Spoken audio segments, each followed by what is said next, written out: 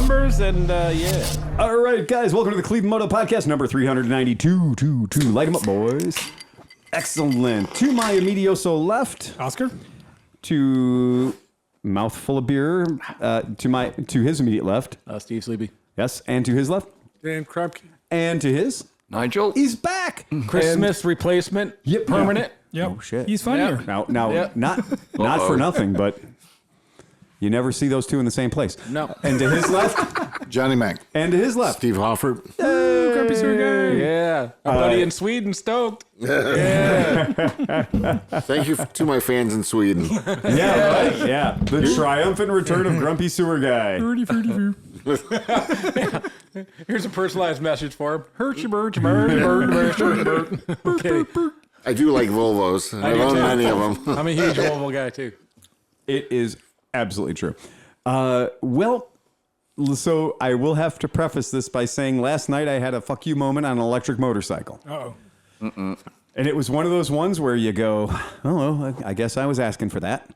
So we had a customer trade in a Zero SRS, which is, pretty tall fucking cotton. I mean, the 140 some pounds-feet of torque and 0 to 60 and faster than I just said that.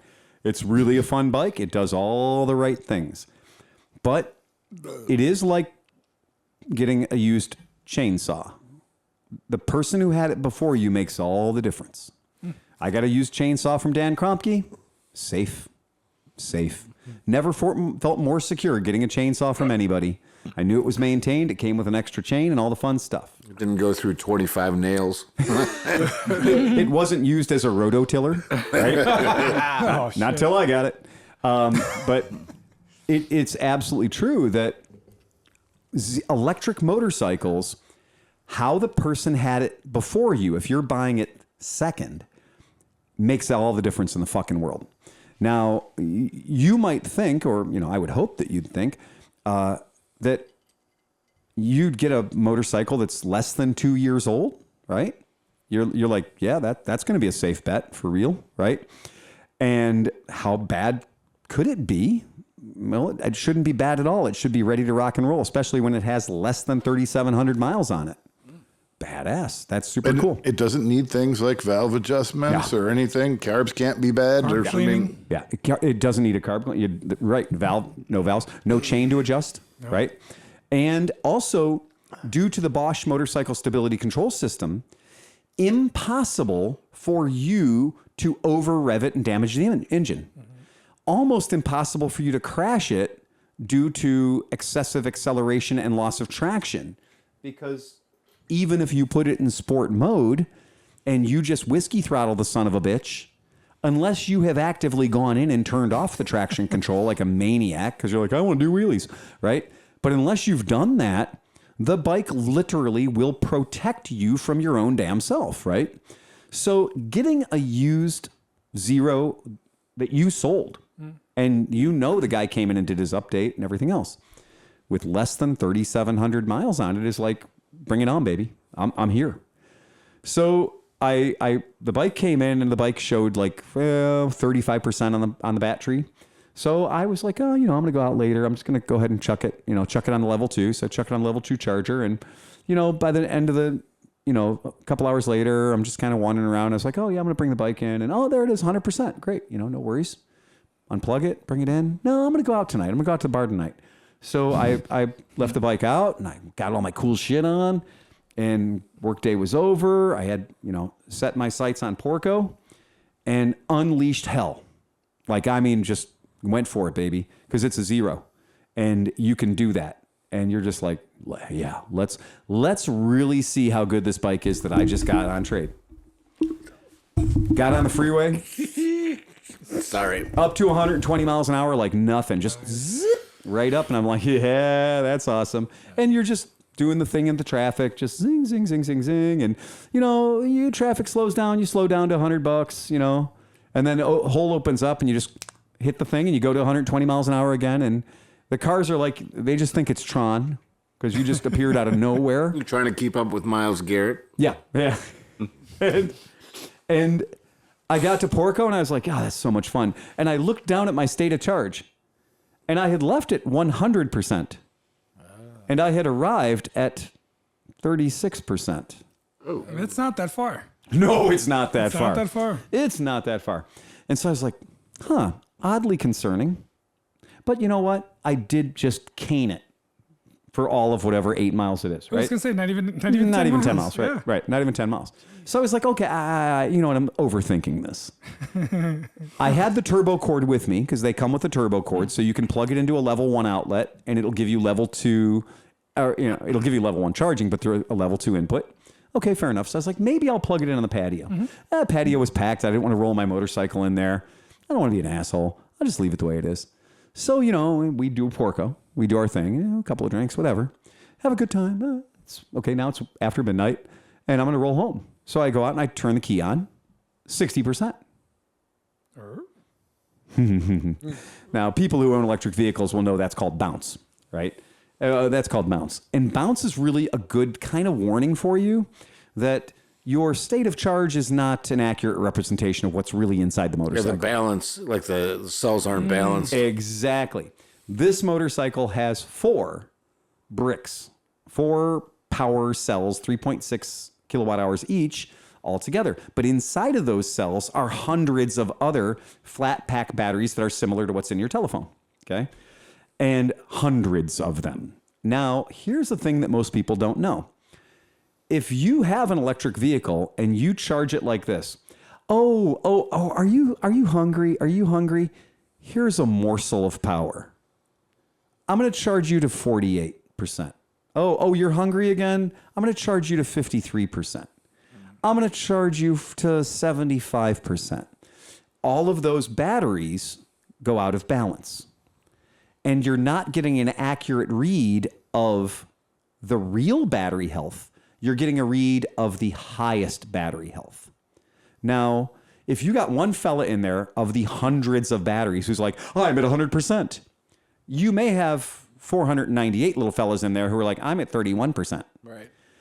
Because you got to leave it plugged in for a good day and a half, 2 days to bring everybody else on board. And this is what happened. I left Porco, and of course, I knew that I was in a kind of a bad situation because that 100% number that I was basing my data on was not accurate. It's like volume versus pressure. It is an absolute example of volume versus pressure. And when I left this place, I had 3,090 miles. 3,090 miles on the bike, 3090. Remember that number. When I ran out of electrons, approximately 2 blocks away from my house, after being on 0% for well over 6 miles, I was at 3,118 miles. Those of you who are good with math will know that's 28 miles. So yes, sometimes 100% can only give you 28 miles. Now, in the Zero's defense, when I got at the bottom of the display, there's a thing that says, your power supply has been depleted. The dashboard is still on, and when you can read your power supply has been depleted, the bike will go approximately another 300 feet, and then you're coasting to wherever you're going from there. It's just you and nature. Now, on the way home from Porco, I had pushed it to eco mode, which is going to keep me from going over 75 miles per hour, right? And I made myself smaller than a Russian ballerina. And you're lucky it wasn't cold. Right. Yeah, If it was cold, you would have made it 2 feet. So I became a tiny, tiny insect on the back of this 500-pound motorcycle. And I stayed in that position with my hand under my chin, looking through the actual real windshield, which on sport bikes, the windshield is not an actual windshield. It's a fake thing that you look over. They could be any color that you want them to. Nobody looks through those. Yeah, you do. Yeah, you do. There's a time when you do. And I did the whole way home on the freeway. And what kills me is when I did run out of electrons, completely down to nothing, well past the 0, I shut the bike off. I sat there for a moment. I contemplated my situation. I realized that if I had to push it, it wouldn't even be a bad push, right? It'd be like up a quarter mile, down a quarter mile. Nothing, right? That close to my house. But You got 10% bounce as soon as you turned it back on. I turned it back on again, and as soon as I turned it on again, the number still read 0. It still read 0, but it had more than enough electricity to get me home. Wow. So I just right in my own driveway. Pretty fucking funny, if you don't mind saying so myself. Because they want to be balanced. They do. They do want to be So balanced. now, I mean, it's probably a good thing that you ran them all down because now you're going to have a chance. Well, we do know they're empty.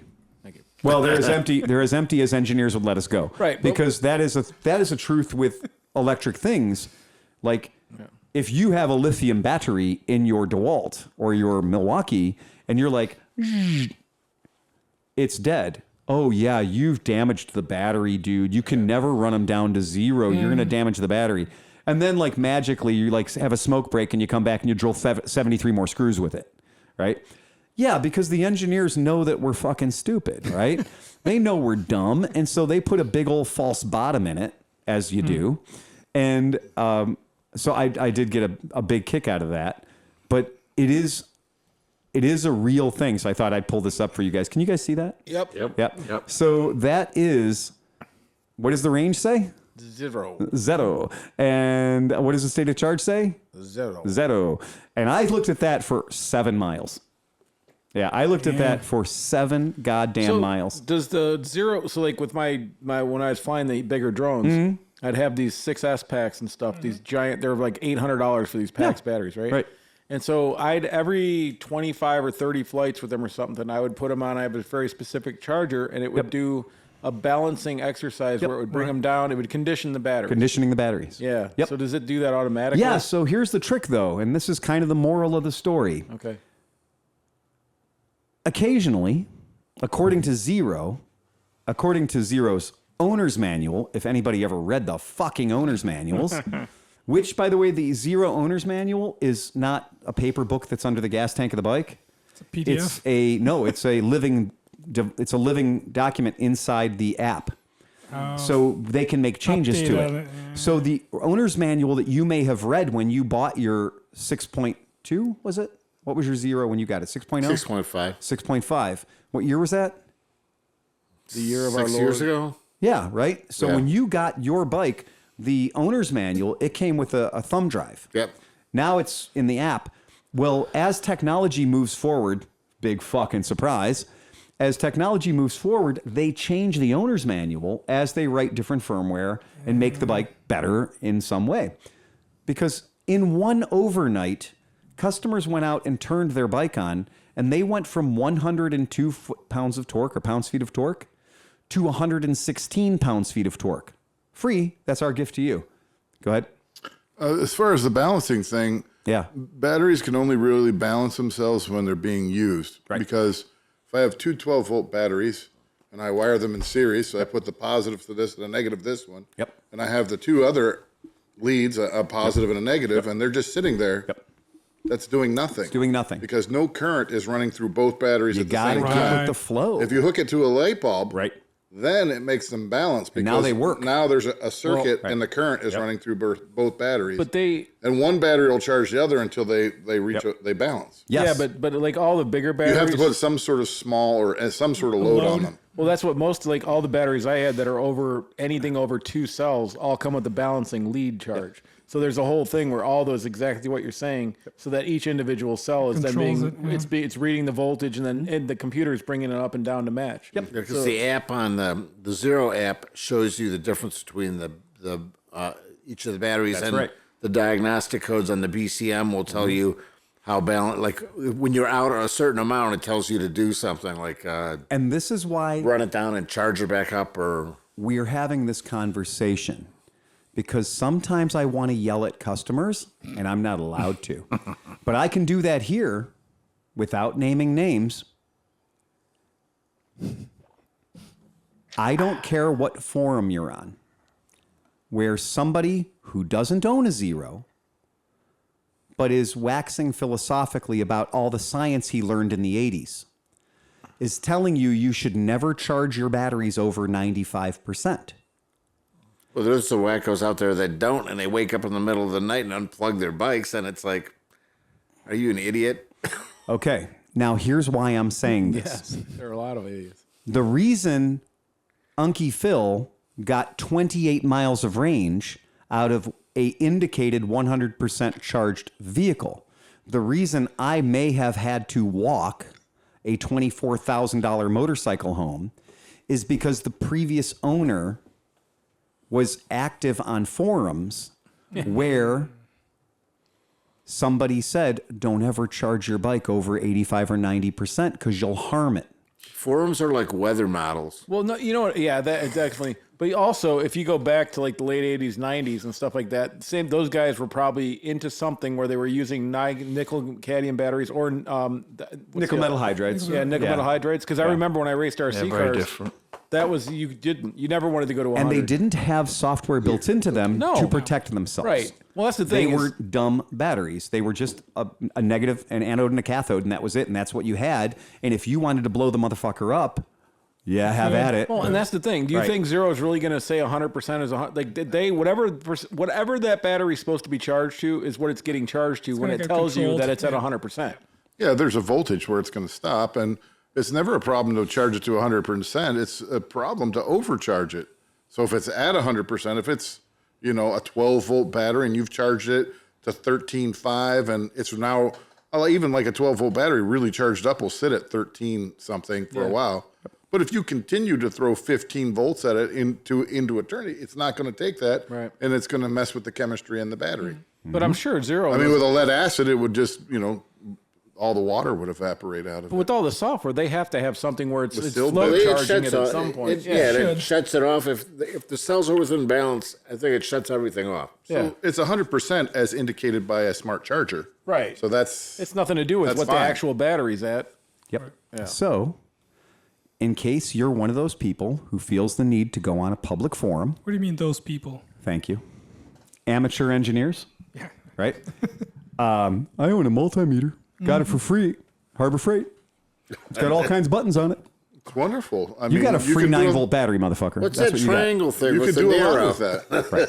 Right. There's no shame There's in a no, Harbor Freight thing. but the Get it, learn how to use it, and it can actually be very valuable. and that and why this is so important is we have to acknowledge that you are stupid compared to the person who designed the thing you just bought. Have you been talking with my wife again? or his boss. And the reason, the reason I think it's really, the reason I think it's really, really important to understand that is you have got to understand that when you think. I was so happy not to be at work today. So would you guys like to take a look at this little thing that I pulled up off of Zero's actual website, off of zeromotorcycles.com. Okay. So this is the specifications for the new Zero DSRX, which is their adventure touring version of the SRS. And this is, this is a shit hot vehicle any day of the week. Any way you slice it, this is great. And I hope you're happy. But so the power pack. Is it an SRS with TKC 80s on it? Just like I hate to be right all the time, but they don't call me the Oracle for nothing. It is exactly what we wanted it to be, which is a SRS with elevated suspension and TKC 80s on it. Yeah, I mean, for lack of better. But anyway, I'm oversimplifying it. What does it say? It says the nominal capacity of the battery is now 15.2 kilowatts, right? You can read it. It's right in front of you. And it says the maximum capacity is 17.3 kilowatts. Cool, kick ass. The charge time, 2.7 hours. Now, what does it say right after that? Yeah. With 400. 110% charged. Yeah. Right? This one goes to 11, motherfucker. Right? This one goes to 11. Literally. So if you have a 6 kilowatt rapid charger, which is how the premium ships out, when you do that, you can charge this bike for 1.6 hours to get to 110% charged. And this is that thing where I have to tell you that I know that your simple brain is saying that doesn't work. Because anyone who ever says, dude, I want you to give me 110%, that I've already murdered that person in my head. But in this particular case, because of that, with battery technology today, if you charge it and you leave it plugged in for 2 goddamn days, dogs and cats aren't going to mate. Owls aren't going to fall out of the sky. Your bike's not going to blow up. It's not going to burn your garage down like all those other things you buy from China that you leave plugged in all the time, even though you shouldn't. Like the 6-volt battery on my tractor that I left plugged in for 6 months, and it turned into just lead plates. Mount Vesuvius. It was just lead plates. Imagine if you there. would have been there when it caught fire. It would have been was awesome. spectacular, right? Wait, when is that? When did that happen? Way before you. Okay. You were encamped on my. Because I have a solar charger hooked up Anyway. to it, and I maintain those batteries. Right. So here's the point. The takeaway for anybody who's concerned: just go ahead and plug your shit in. Yeah. Do not be micromanaging your batteries. If you want to set a charge target at 95% because it makes you feel good, because all these vehicles, if you have a Tesla, if you have a Chevy Volt, if you have any electric vehicle whatsoever, now in today's firmware, almost all of them give you the opportunity to set a charge target. So you can say, I only want this to charge this much, and then stop charging. Even though you're still plugged in, I want you to stop charging. And hell, with zeros, you can even use your phone to be like, ooh, override the charge target. My flight comes in from Nova Scotia at 9:22 p.m. I want to go see my side piece.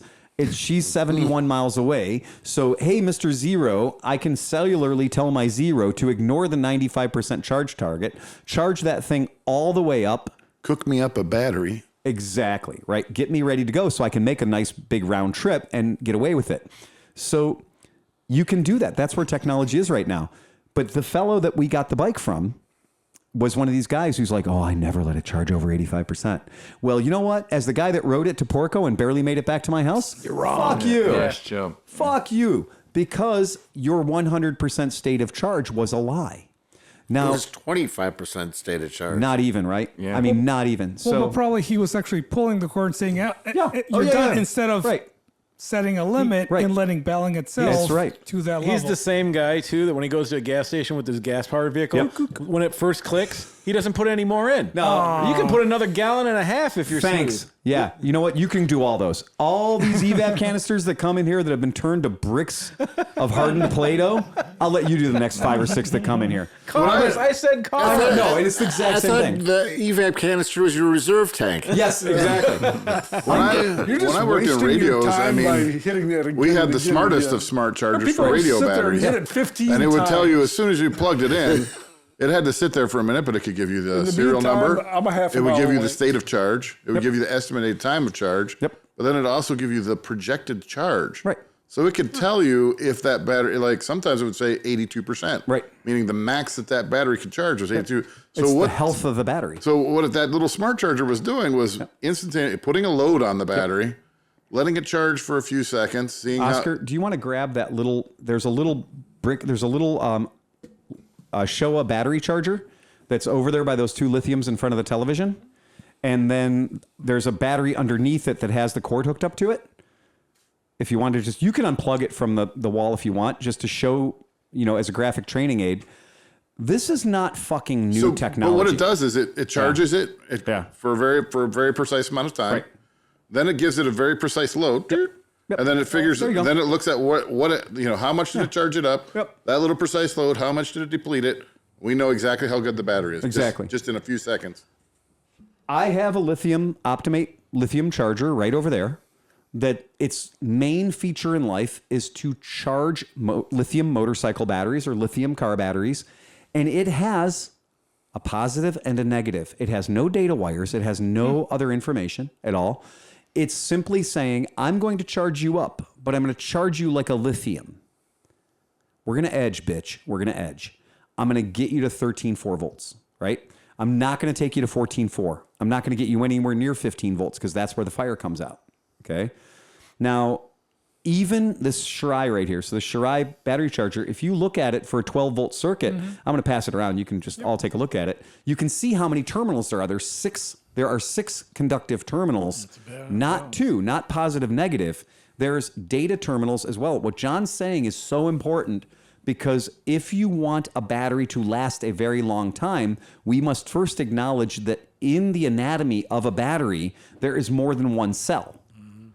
And however many cells you have inside that battery, you must be able to acknowledge their existence, determine their state of charge, and do something to it to allow it to get to that point.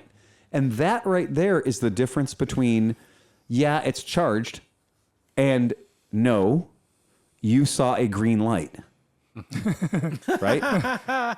Because I assure you, if you work at a motorcycle shop for 2 weeks, you will hear the following statement. Yeah, man, I don't know what's going on with my bike. It won't start. I turn the key on, the headlights on, horn beeps, you know, it's great. I turn the key on and all I got is click. Turn the key on, click. Sounds like John's Kia. Right? Come on. But I had it on the Optimate over the winter. I had it on the battery tender over the winter, and I got a bright green solid light. So I know it's not the battery. You don't know shit. You know that little tiny circuit in that battery charger, that battery tender, which is 1/2 of an amp, you know that thing just saw something resembling 12.5 volts. And you could have parasitic loss in there. You could have... That's a lot, yeah. I'd like to say, take that battery, and I'll let you hook it to Oscar's nipples. Because he likes that sort of thing. It happens. Yeah, but it ain't going to kill him. It won't even light him up. Now take the exact same He battery. needs 120 volts at least. Take the same battery that's 3 years newer, and now all of a sudden it's still 13 volts, same voltage, but one of them has amps. The other one has no amps. And that's called phantom voltage or surface voltage or whatever term you want to use. But it's enough to fool these small little cool $50 battery tenders or $50 Optimates or, God forbid, $10 fucking Harbor Freight battery maintainers. That's just, throw those away now. If you have 6 of those in your garage, go out and do yourself a favor, throw them all away, because all they do is lie to you. You're like, oh, that battery's good to go. It is good for nothing. All you did was lightly murder it. You never gave it enough amperage to charge it beyond that little surface voltage. Well, I think There's definitely a place in the world for your old school dumb charger. That's what I was just going to You say. hook it onto it, you hear it going. That's I got one from KROMKE, and Let it go for about an hour. Your battery gets nice and warm. oh, the one, as soon as KROMKE gave me that, I immediately opened the box and looked at the box, and I looked all over it for a safety switch. I looked all over it for a thermocouple, right? And I was like, nothing. So many of today's modern chargers, even if you buy the big metal heavy thing that looks like your grandpa had it, they have a safety switch where they won't throw 12 volts unless they see 12 volts. And So that's no shit, crap. you got to pre-charge your dead battery? Yep. And you know what's cool about the old ones too is if you have, and I don't recommend this if you're Yeah. at a place that can burn, but I mean, like if you have if you have old lithium batteries and they're below voltage, so Yeah. like 2.9 or 2.7 volts per cell or Per cell, something, yeah. you can put them on a standard old school Yeah. normal 12 volt lead acid battery charger for just 5 minutes. Yes. And it'll pump that voltage up enough, just a little bit. You got to be careful because if you go too long, they'll puff and explode. But if you do it for a little bit, it's just enough that your real battery charger will now see the battery and it can bring them I back. do it all the time. with- Absolutely.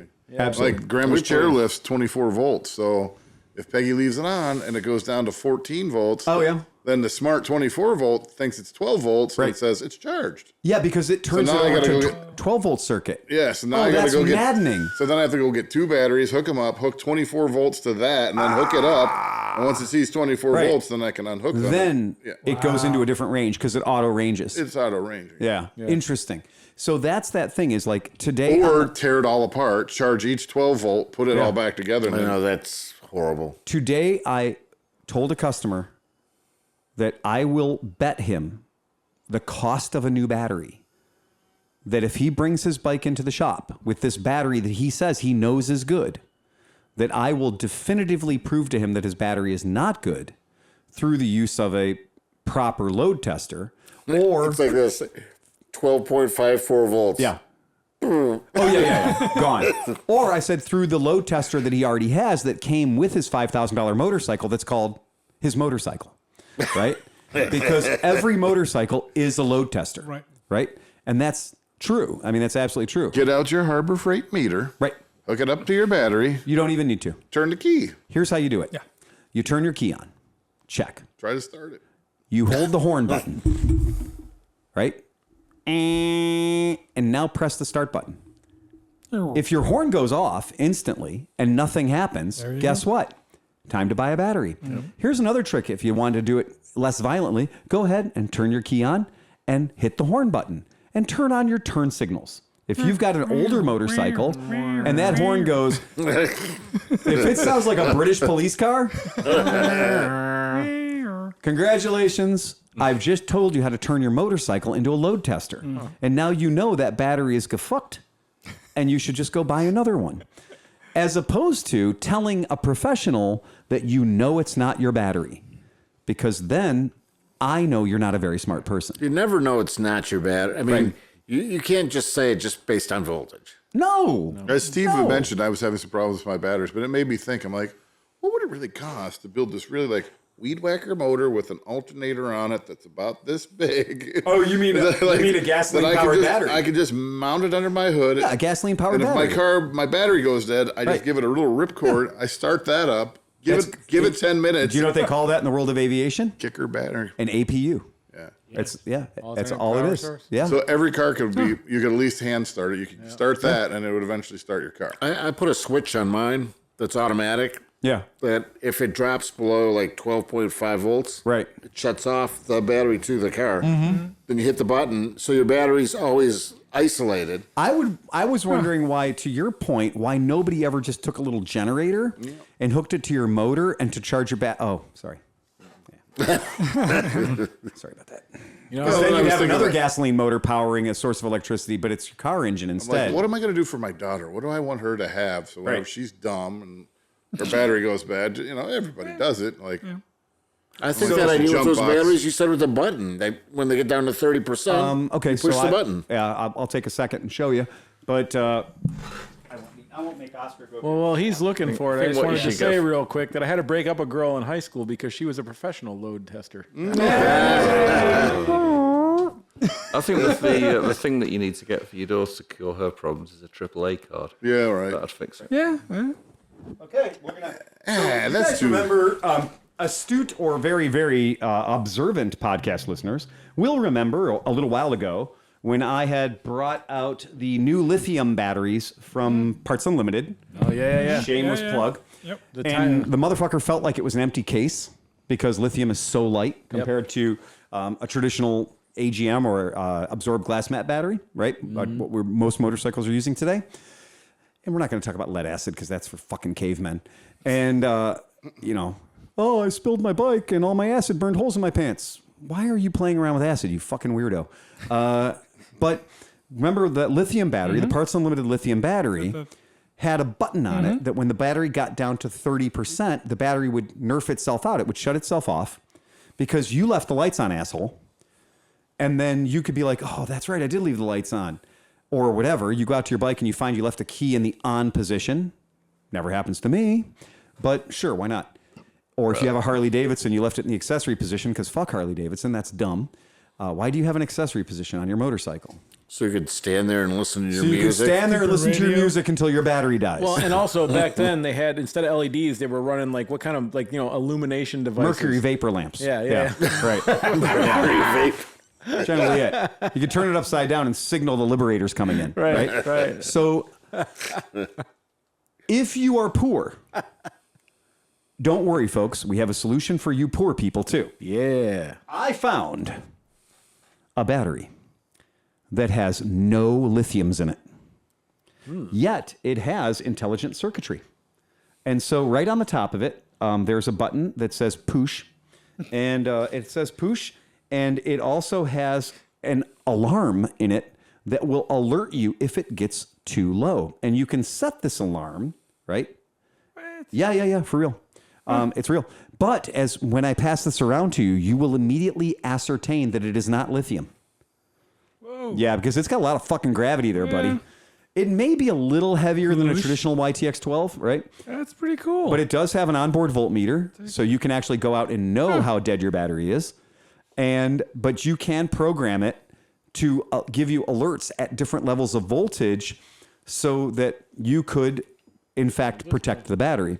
Now, this battery is far less cromulent than like a Yuasa, because it has the word chrome on it. And my rule regarding motorcycle parts is if anything has the word chrome on it and it is not actually chrome, it is probably shit, right?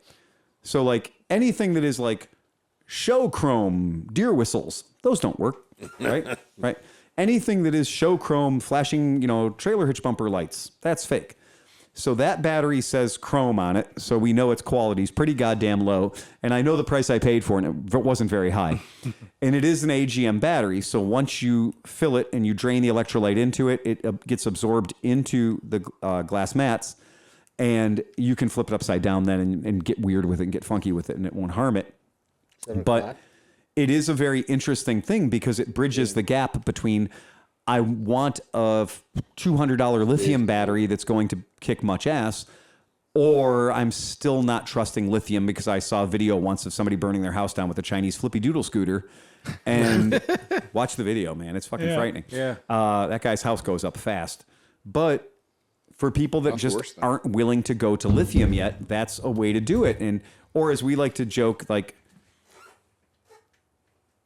that's a Moto Guzzi with a fly-by-wire ignition system, right? So it's a rock with a very high-tech stick hook to it. We had charge guards that we installed in the cruisers. Yep. And you put the radio and all your accessories up to this thing. Yep. And it'll stay on for a half hour and then shut off. Right. Or if it reads that the voltage in the car has gone below 11.5, Yep. it'll shut off. Yep. So why don't all cars just have that feature built into them that if you're sitting there and everything's on. What's the reset protocol? A big red button like on the dash. What do you mean? The reset protocol is there's a button. You just push the button in the charge guard and it'll let everything come back on for a second. And that's why civilians can't have it. Yeah. Because they would just hit it. And keep One button is way too many fucking buttons. Yeah. Yeah. I mean, that was more than the cops could handle. This is my point. This is my point. There were dip switches too. They fucked with the dip switches. This is the thing, right? Did they call you to push the button? Well, my radio turns, it won't stay on for hours at a time. Well, I said, so I flipped all the dip switches, so now it'll stay on for 2 hours. My battery keeps going dead. There is a particular product that we sold for a long time, and it had IN button on it. And that one button was just to reset it. Press and hold that button to reset it. Yep. And they brought out the new version of it. No buttons. Yep. And no kidding, because we got fucking 80 phone calls a year for like, I don't know what to do. I pressed and held this button. I pressed it 400 times and it didn't do anything. And I'm like, yeah, because you got to press it and hold it for 5 seconds. So the new one you just rub. So no, the new one, you literally unplug it. And you unplug it. Well, Steve, and then you plug it back in again. And Well, I like mean, with a that's car, the level of... with a car, you should just have it so that if you leave your key on, you leave your lights on, you walk away, whatever happened. You come back, everything's off. You turn your key off, and you turn it back on. My Toyota Tundra has that. And everything's Or good. had that. My 08 Tundra.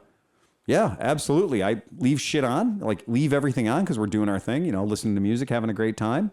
Got the key in it, keys in the accessory position, whatever. And we're having fun, and 25 minutes into the fun...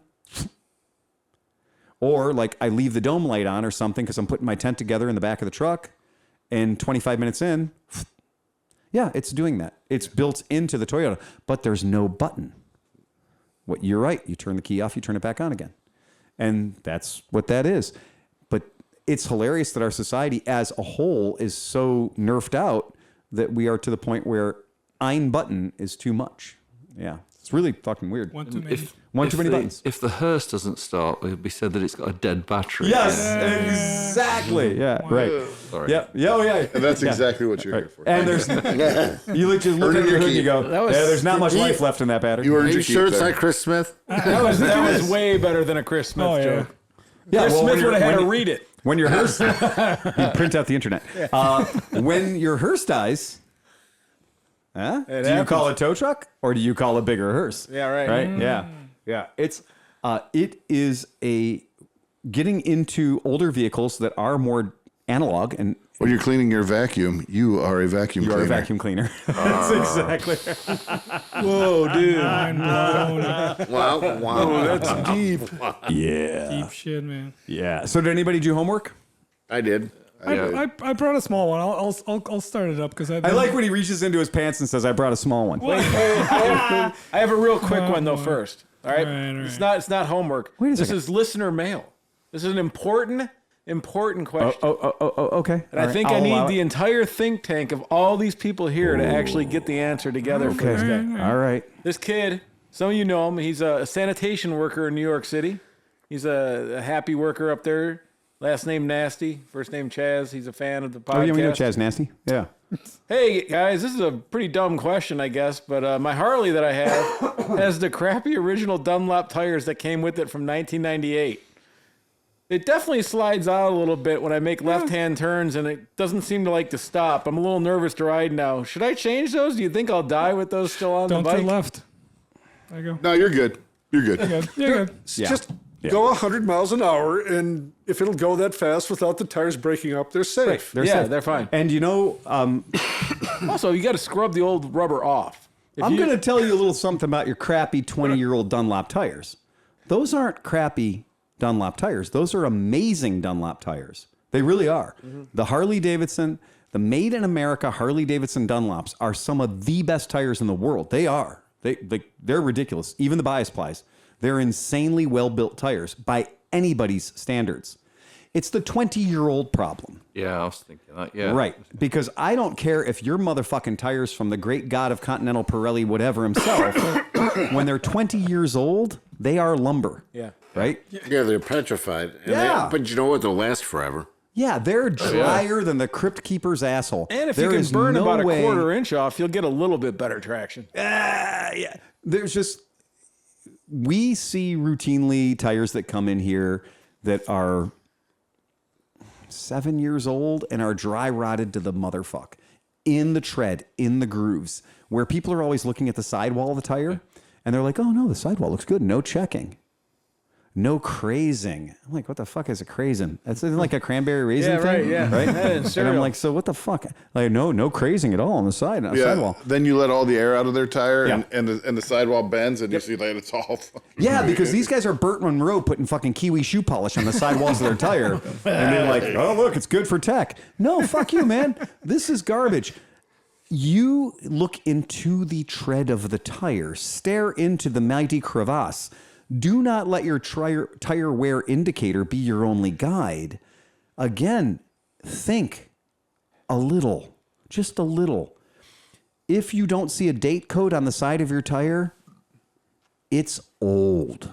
I think the newer tires tend to crack out They way do. faster because of the compounds they use. They're so much softer, and they have volatiles in them. Yes, exactly.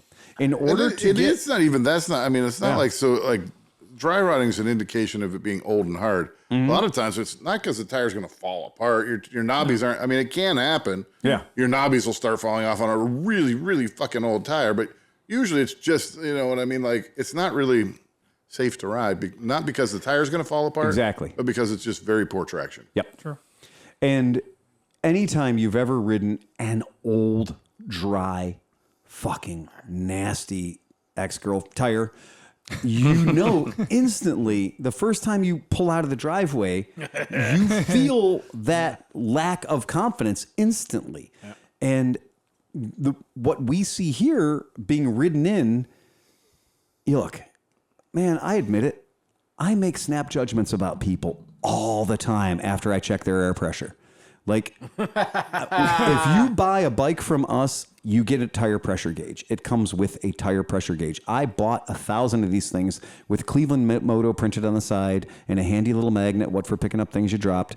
And it's a cute little thing you could sneak into prison. And it is so awesome. But today I had more than 3 bikes come in, and not one of them was over 12 PSI front or rear. And how can you not know when you're riding a bike? Because it's all It like feels- it feels like Because if you only ride twice a year, you probably don't remember what the bike felt like the last time yeah, you took but it it's out. so scary. I mean, is. if it's 5 pounds below the pressure it's supposed to be, it's scary. Yeah, no, it's enough to make you go like, there's something wrong with this bike. But I'm just saying, a lot of people just, that's the way they think. Like, wow, these are scary, awful things. And I don't know why people ride them and they don't check their air pressure. So replace your tires before you replace your skull. Well, and it's, you know, we have rags. We made 5,000 shop rags, and what do they say in them? check your oil, check your air, check your head, right? The last one's fucking obvious, right? But if I'm going to take the trouble of printing up 5,000 shop rags that don't say buy more shit from Cleveland Moto, but instead give you some good life advice like check your air, check your oil, and check your head, it's because that shit's important, man. Yep. It's why when you buy a new motorcycle, the tire pressure is printed on that son of a bitch in at least 4 different places. It's why you don't have a VIN plate on your car or your motorcycle that doesn't have your air pressure, because that kills people. And TPS, tire pressure monitoring systems are not yet refined enough in some motorcycle applications, and they do change quite a bit, and they're still a little more trouble than they're worth. But again, a tire pressure monitoring system is just a compensator for a really stupid owner, because you're like, yeah, well, I don't know, if only there was a way to check the pressure inside the tires. I've given stuff that came in here when I had, when I'm doing my intake sheet and I check the tire pressure and I just look up at people like, you failed, right? And I just give them that long, slow look like, you motherfucker. And then I kick it. I don't say a word. I just kick it and I look at them again. And I point to it and I kick it again. And they're like, what? And it wobbles. And I'm just like, I'm like, how did you get here? Did somebody drop you off out of my eye shot? Did somebody drop you off around the corner and you pushed this in? Nope. Rode it here from Novelty, Ohio myself. Longest trip I've taken this century. I'm like, how the fuck did you do that, man? Do they not make air where you come from? No, it gets more pressure the more you ride it. Now, that's not untrue. They figure that it'll just inflate. That's like the guy who puts... When it's so hot, it'll just eventually... The guy who puts 16 cans of Fix-A-Flat in, waiting for the pressure to get up to 36 PSI. Wow. Doesn't read the can, just buys 16 cans and goes like, puts one can in, goes, oh, that's only 4 PSI. Puts another can in, oh, 8 PSI. Another can in. And then I take the tire off the rim, and it just makes... It looks like the world's worst Bukkake video ever. You fucking idiot. Tell me when there's Fix-A-Flat in your tire. Yeah, let me know. I like the guy. I bought a 65 Super Cup from some guy, and he put it in his tube. Oh, he put Fix-A-Flat in the tube. Yeah. Are you kidding? No, and the rim looked like something. It looked like Shrek blew a load all over the back tire because it was like... Well, hold on, because you can put slime inside tubes. Yes, and they do make a special version of slime for inner tubes. But let me tell you something about slime, my friend. That is prophylactic. Yes. Yeah. That goes in before you fucked up. Right. Mm-hmm. Not after. Right. Yeah. So if you're using slime, that's literally like putting the rubber on after you're done. That's like putting the rubber on for the drive home. Right. Honestly. Right. But it does balance your... You've already made a baby. It balances your wheel pretty decently. Well, it does because it's liquid floating around inside your wheel. Yeah. Right. Yeah. And I've also had people bring it in. It's like the side of the slime pump specifically says like based on the diameter. Yeah. And the circumference, how many pumps you put in or how many ounces you put in. And then they've got every graduated thing on the side that you'll ever know. And John's right. The quantity is whatever amount of slime came in the container. Because John has been back there on the tire machine where as soon as you crack the bead on the tire, there's a puddle of green on the floor that looks like every Leprechaun sex video ever just got filmed in the workshop. It's so fucking bad. And you're like... Here we go, Ghostbusters. The little Dreams booger guy comes out. What is the thing called that you put it in that leaves an alien egg in the butt or whatever? Oh, an ovipositor or a splorch? Yeah, splorch. The fact that you knew both of those words like that. Don't Google it.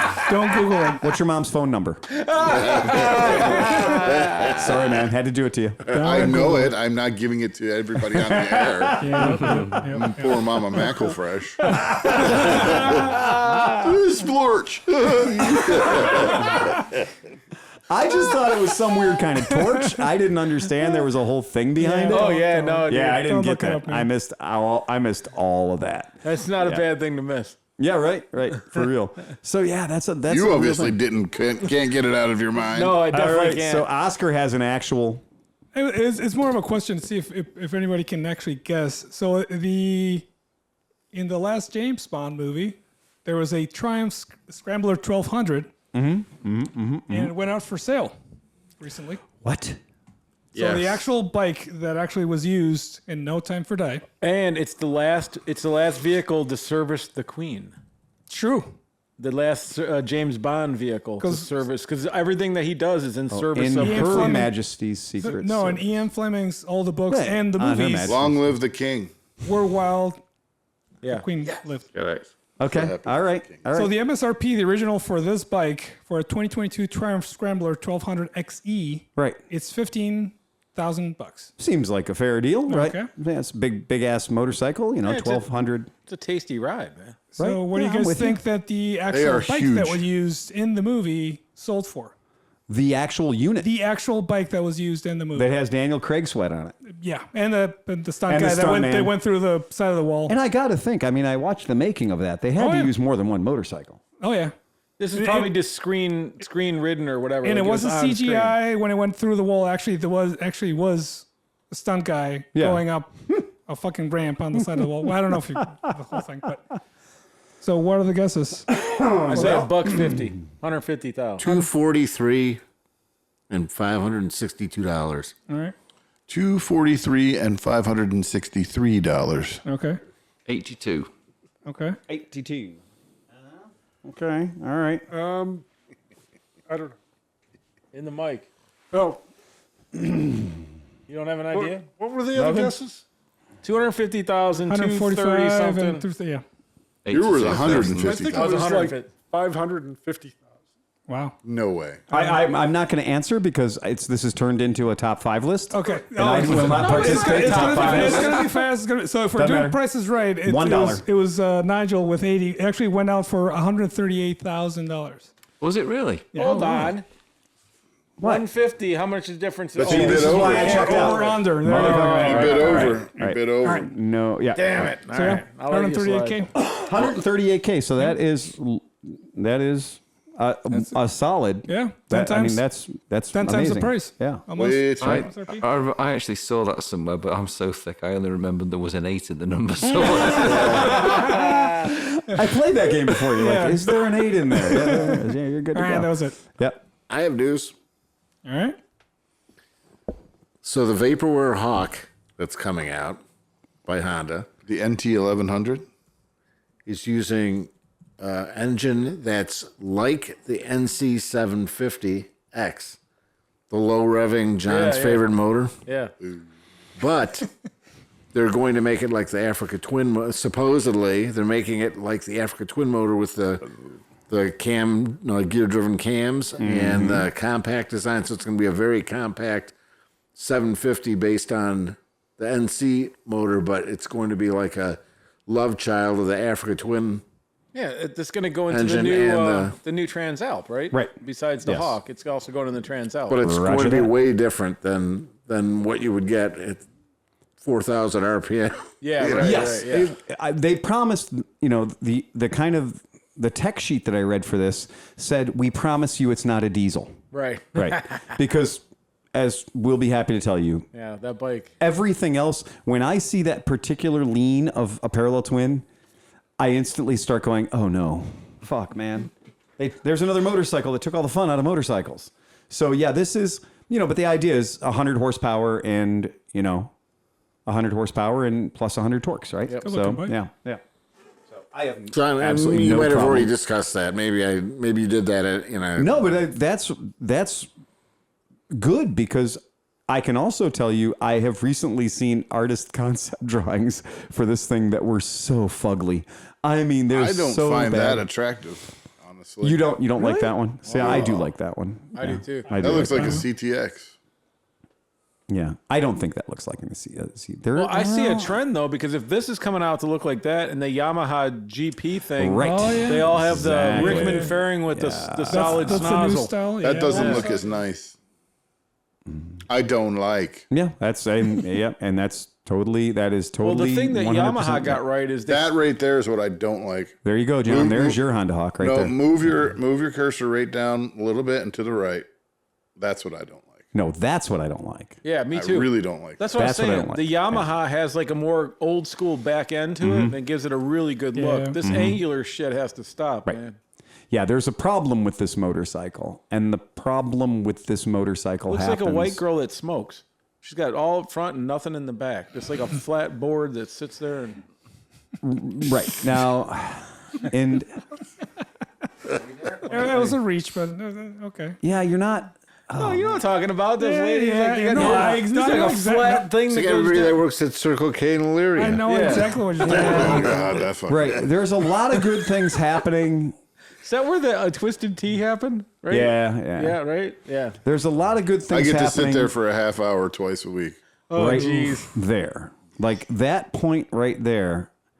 So basically, when they got the first third of the motorcycle done, That's the Africa Twin Tank. Look at it. If you painted that it red is, and black. It is. And you know what? When they did, so from just in front of your testicles, actually just from the testicles back, you're right. They phoned it in. Yeah. It has no back seat to speak of. And it's one of these bullshit bikes where the tail lights are equal to the rear axle. Yeah. And I do not like when the taillights are equal to the rear axle, because you've got this extra foot of motorcycle back there that they could have used for motorcycle. But instead, it's nothing. And you don't need that. You can have a motorcycle that actually ends at the end of the story. You don't need to end the motorcycle before the motorcycle ends. This reminds me of when Mike Seat first started Cafe Racer magazine, and like in England, I'd get excited to see him, but they would always take the GSXRs and cut the tail down to nothing and put it on there like that. Right. That's kind of what it looks like. It does. Yeah. They finished the motorcycle before it was done, and they didn't need to do that because there's no reason if you're going to bother having foot pegs right here, right, for your passenger. Right. So there are passenger foot pegs, but there's not even remotely a passenger seat. Well, no, that comes with If you buy one of these bikes, stop and see me. I've got a half a dozen of those old school chrome luggage racks. Yeah, right. You can bolt right on the back there. Make it look right. That comes with the DVD, so your passenger has to work out and get really strong quads. Yeah. And then they just hover. They just hold on to you and stand on the back. The other problem with the light being so far ahead of the back end of the bike is that it means that dozy Doreen in a fucking SUV that's tailgating is another foot closer to you as well. Right. You're exactly right. Right. Yeah. The point of impact has been relocated. Yep. Yeah. That's like putting the safety barrels after the hole. I mean, this bike looks like if you take off the fender extender that's there for legal reasons, it looks like it's already been to Craigslist. I like where they're like, are we going to put a license plate eliminator kit on this bike? No, we're going to put a license plate extenuator kit on it. You know what? Can we put the license plate on the motorcycle behind it? Right. Perhaps. I would like it to look like the plate is floating behind the bike with no attachment. It is the dumbest thing in the world. And you know that whatever the bracket is that's holding the last foot of the motorcycle, the turn signals and the license plate, and it has 2 hooks on there for bungee cords, etc. But you know that whatever that bracket is like a blonde one wide, so that every puddle you go through is just redistributed onto you. Well, that silver part, is that maybe aluminum? Is that maybe it actually is like a little luggage rack? I think that's, I mean, why would you put a luggage rack behind your taillights? So what's that thing So on you can top see of your the tire luggage? then? You wouldn't. Right. That What's other, what thing? That bracket. Right here? No, on the bottom, underneath that. That's that the part. muffler. That's the muffler. Holy shit. That's the muffler.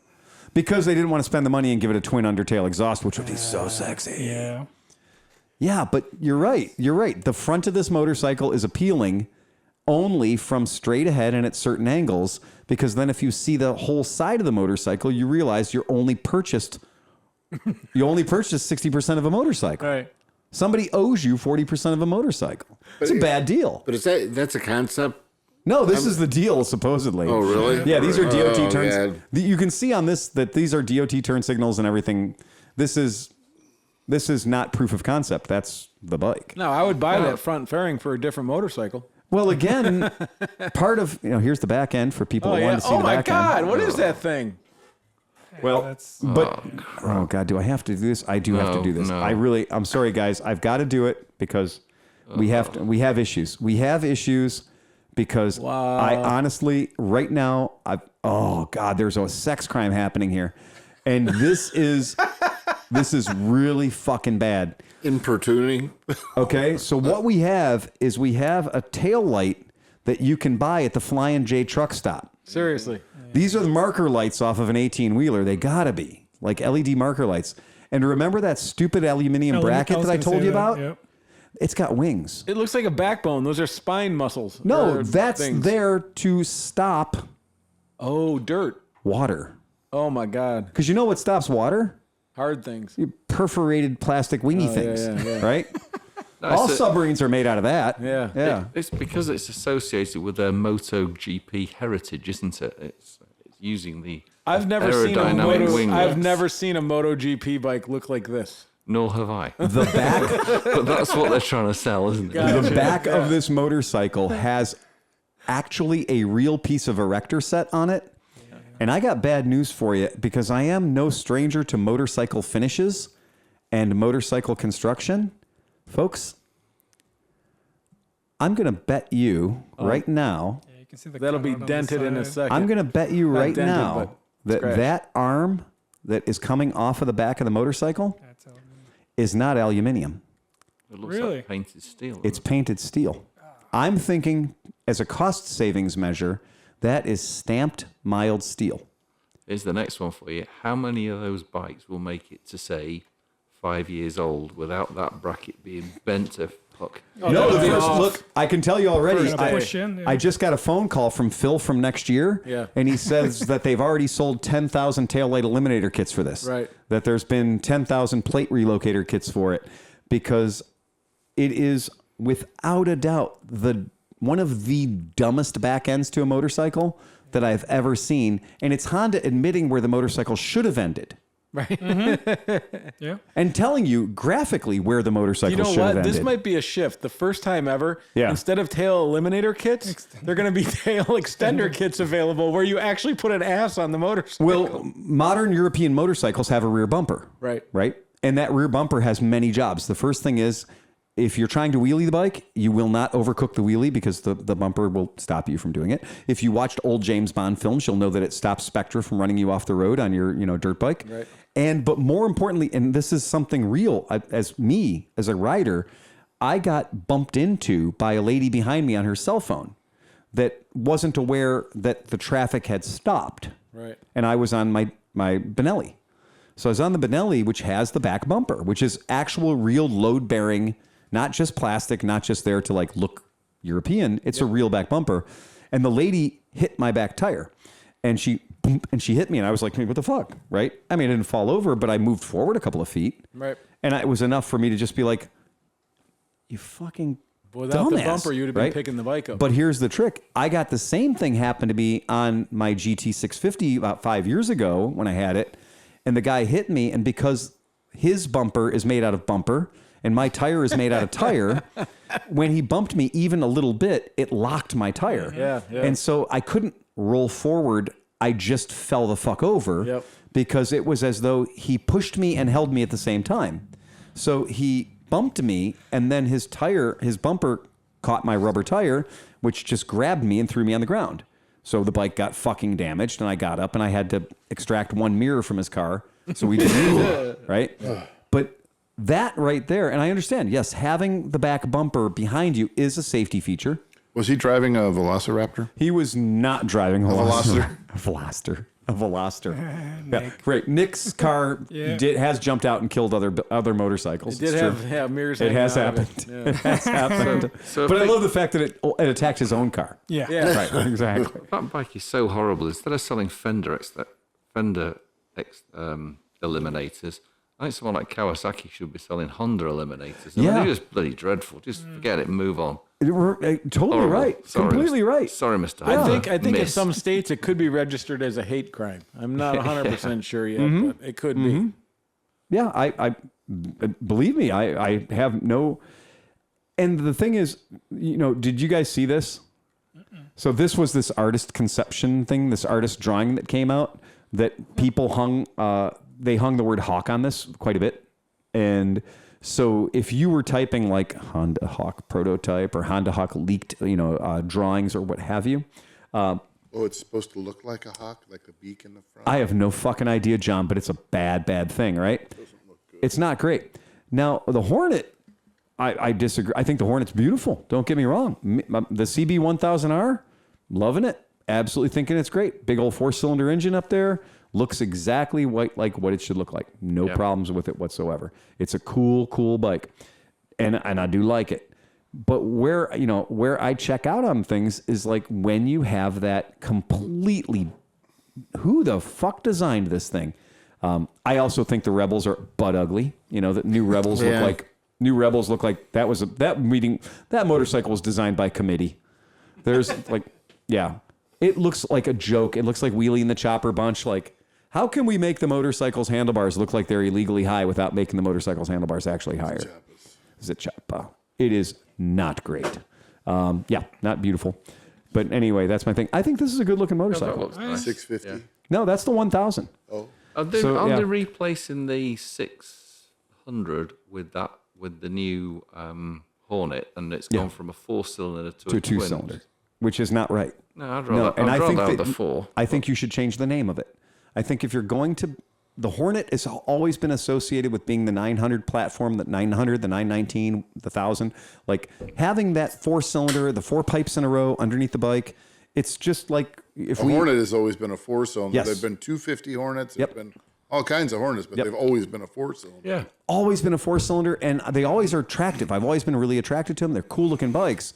But yes, when you make it into a twin, you got to just admit it and change the name. You know, there's nothing wrong with, we have I just took a Honda CB500X in trade the other day. It's no longer a Hornet. It's more of a Beetle. Would that be a Japanese Beetle? You want to make that bike look 1,000 times better? Just put a normal fucking 7-inch headlight on the front of it. Yeah. That's not. You're not wrong. That would be much better. Yeah, you're not wrong. But some time ago, am I right in thinking that they brought out a twin-cylinder engine, which was basically half of a Honda Fit? It was a rumor. It was the NC700. NC700. But it was proven to be untrue. Oh, was it? Yeah, Oh, I think it had like the displacement was close to it. It was close enough where you could be like, oh, I could buy that. Yeah. But it turned out it was. Yeah, because we both had one, and when I heard that, I was like, oh, and I was all excited, and I started looking it up, and it was the bike Nigel's talking about is the Hornet, and so I pulled a picture of it right now. So this is the Hornet 750. And you can see that somebody's removed some exhausts from underneath that motorcycle. Because the second you say Hornet, now remember that artist drawing I showed you at the top? That was all like... That's kind of what it is. Well, this is it. This is the final thing. Ugh. This is it. We're done now. I'm not into it. No. I'm definitely not into it. And if you wanted to systematically make this 53-year-old guy who's been riding motorcycles his whole life not like your bike anymore... Take something that you called, that I love very much, the Hornet, and do this to it. And I'm looking at that and going, well, we have that in the shop already. It's called the Benelli. Mm-hmm. And that's a Benelli TNT 600 all day long. All day long. Is that a rendering or is that an actual picture? Because to me, those wheels look skinny as fuck. No, it's photo. I mean, this happens to be a Photoshop for their website, but that is what the bike is. Yeah. No, I get it, but if it comes with wheels like that, that's strange. It looks like scooter tires. They look pretty standard to me. They look, really? Yeah, they look pretty thin. Yeah, right. Yeah. I think what you're noticing is this big empty airspace where there should be more exhaustuses. How are you taking taking it and making it a twin, but making it wider on top? Yeah, right? It's not narrower. It should have been narrower. I think there's a lot of air up there. Right? Yeah. Because the GT650 Hawk, the original, the 650 Hawk, was slender. Yeah. It's a V-twin, front cylinder, back cylinder. The gas tank was slender. Yeah. You're sitting on that bike and you look down at it. It's a slender bike. Well, that's the thing. That's the gas tank. I guarantee you that whole area up there behind the plastic's gas tank. Well, yeah. It's an inverted pyramid, isn't it? I like to call that the sales funnel. That's it. But yeah, it's that's one of those things. But I just, for me, it's not right to call it a Hornet. I don't think it's a good Hornet. And here's the NC 750X again. If anybody would ever like to know how much, if you could grab somebody's nose and pull it really hard. It looks like a bird, though. I mean, to me, it looks exactly like a bird. No, you know what it looks like? The Spy by Spy guys. That's exactly what I was thinking. Remember the Spy by Spy guys? Yeah, Spy versus Spy is great. Yeah, that's the other one. Yeah. And Yeah, right. Spy versus Spy is a really good example. Yeah. Because Spy versus Spy, or the woman from Beetlejuice, where she pulled her nose out. Yeah. But boy, that's the case. When you look at that, when you look at that picture, right? When you look at that picture of Spy versus Spy, and then you go back to that motorcycle, then you're like, oh shit, yeah, I figured out where they did it. I figured out where they fucked up.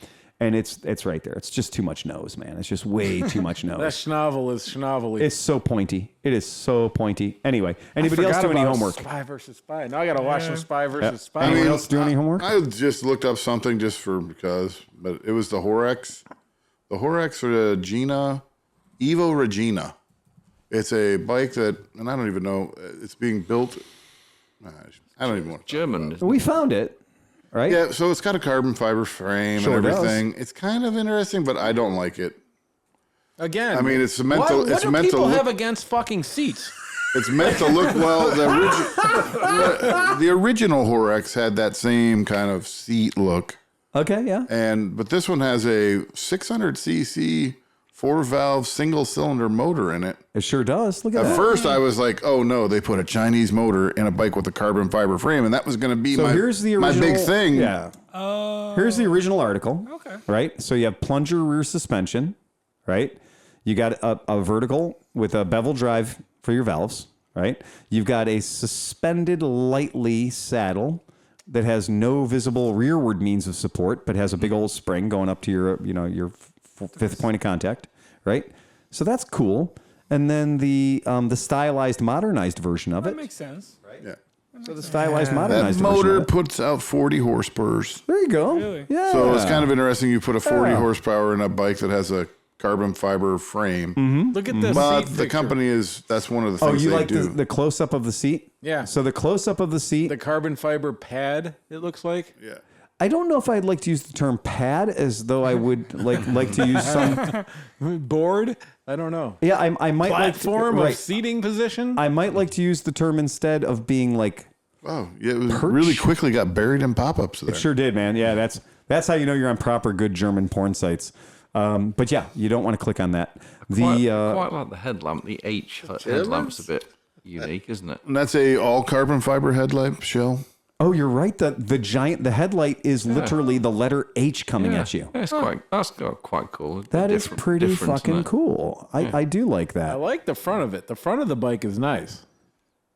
And that isn't too wide. You know, we were complaining about bikes being too wide and top heavy and so on. That's actually quite.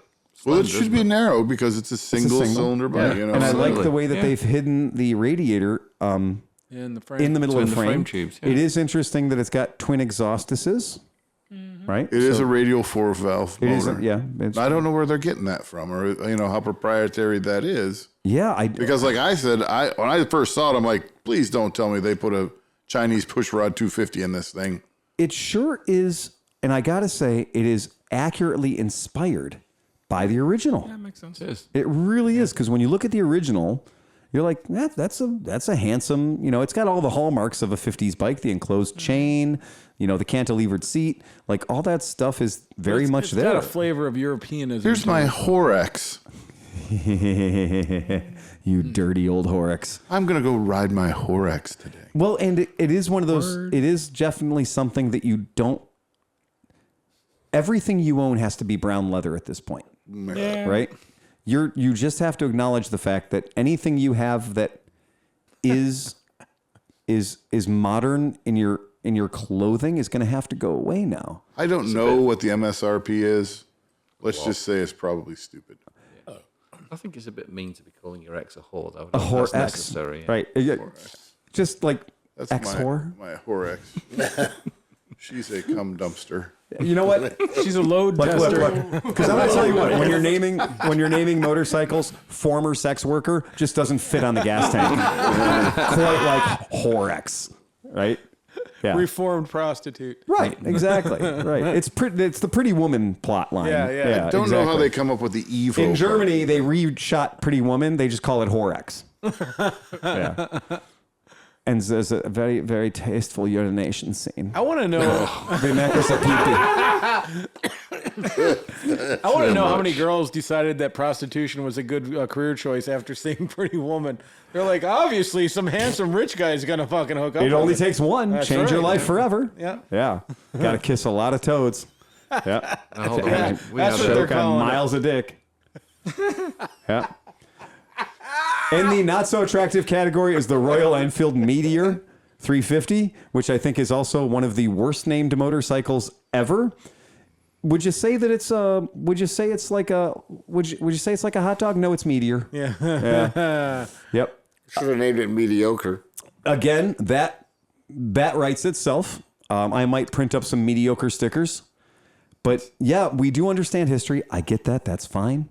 But I'm absolutely never going to stop calling this like the Impossible Burger. It's Meteor, right? Yeah. I remember when Sportster was really ugly? Yeah. We should make a bike that looks like that. Do you know, if anyone says like, do you know that, you know that Royal Enfield 500? What was the main thing about that 500? Oh, it was kind of underpowered. Can we expand on that? Can we make it more underpowered? Yeah. I don't know. Well, let's try the Himalaya 400. Yeah, that's pretty underpowered. Right. I think I can top you, though. Really? How are you going to do that?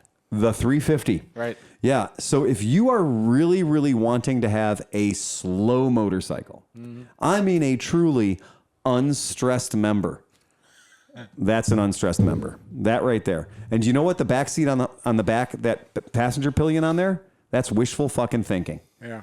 Because you ain't bringing anybody home on that motorcycle. Yeah. I reckon my Suzuki 50 would have seen one of those. I think you're right. That motorcycle is like a woman will literally look in her pocket for bus change. She'll be like, I think I got bus fare. I'm not getting on that motorcycle.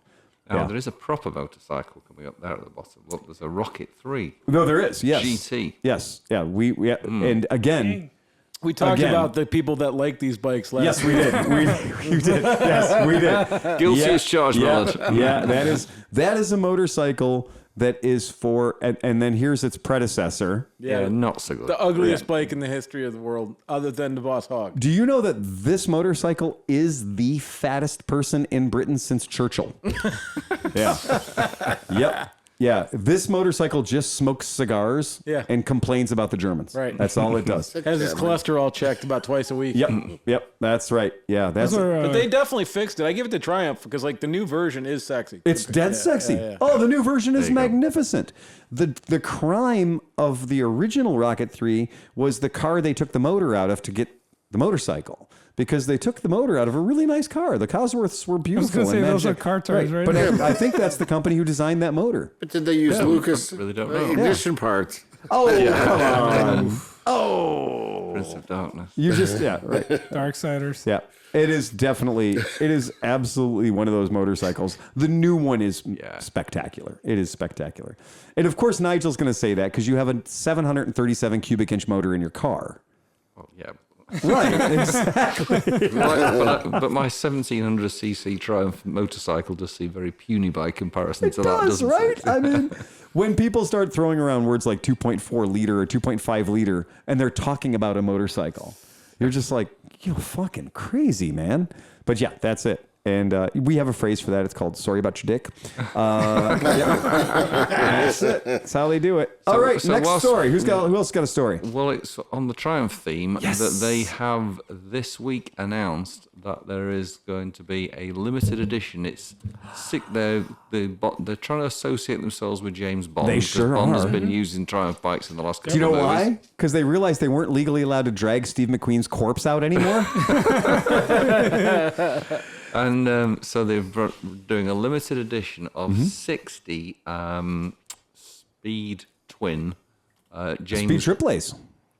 Speed Triple. I'm sorry. Yeah, it's a Speed Triple. The Speed Triple James Bond limited edition, and it's some mega thing. So. And when I looked at it, I thought, I don't the know. only part of this motorcycle that I don't like, because I have to be completely honest and tell you, I have 4 of the James Bond limited edition swatches. So they did swatches for each of the original James Bond movies. Like the Dr. No protection swatch is excellent. Like they're so fucking cool. And they are 2 swatches. You're talking about swatch watches. Yeah, swatch watches. Yeah. Yeah. And they don't look at all like a regular swatch. They're all radical departures, but like the Dr. No one is beautiful. Like they're really beautiful timepieces. They have a thing to choke people with. And, Yeah. Oh, that would be cool if they had Zip it. cord. yeah. You got to take the swatch protector, the little rubber band that they used to sell for $5, but it has to be twisted twice and pull it over. Otherwise, you're not cool. Are you satisfied, Mr. Wint? Yeah. I'm happy, Mr. Kid. That's it. I thought the interesting thing from Triumph was that they were coming out with motocross bikes. Oh, that too. You see that? No.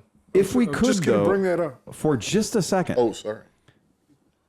this Speed Triple is fucking dead sexy. They've But always been it's nice. the little things like the 007 on the gas tank.